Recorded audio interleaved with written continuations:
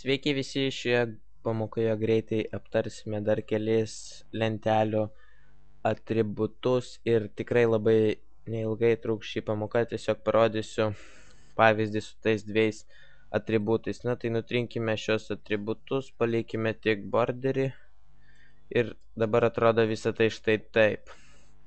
Ir tarkim, mes norime, sakykime, palikti kažkokį tarpą tarp, sakykime, teksto ir, sakykime,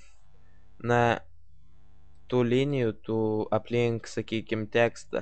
Sakykime, norime, kad tekstas būtų, sakykime, kiek toliau nuo tų, sakykime, nuo tų kraštų. Būtent, kaip matote, eilutė yra vardas Robertas.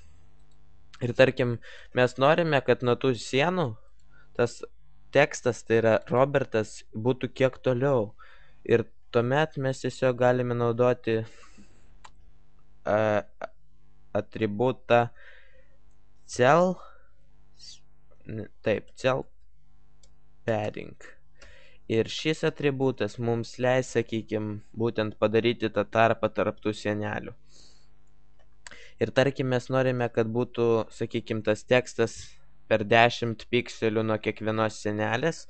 Ir pasirašykime cell padding lygu 10 kabutėse.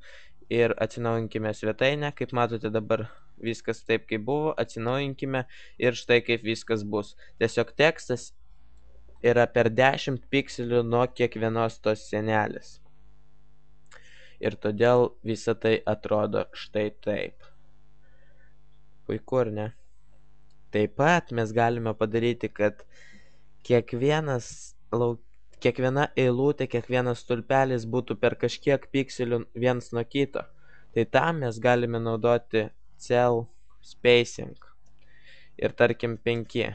Tai reiškia dabar, kad kiekviena eilutė, kiekvienas stulpelis ir kita bus per 5 pikselius vienas nuo kito. Tai atsinaujinkime ir štai.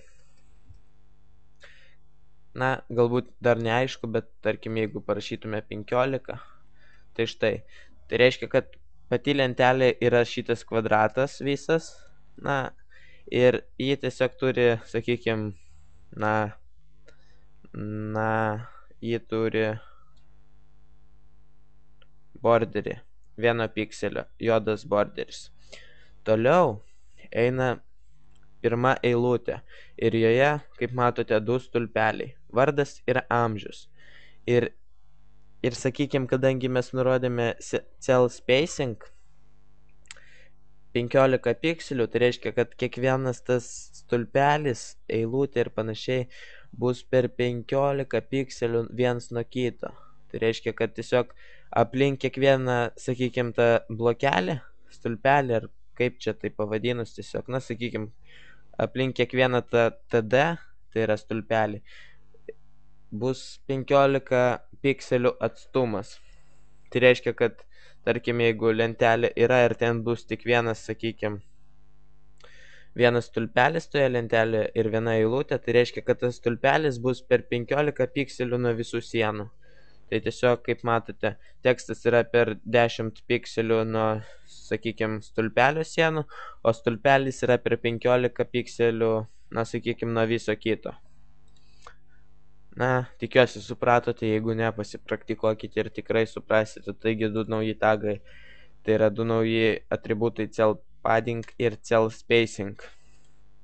Pasipraktikuokite ir čia, manau, tikrai viskas bus aišku. Tiesiog įvairūs atstumai tarp įvairių ten stulpelių ar eilučių ir panašiai.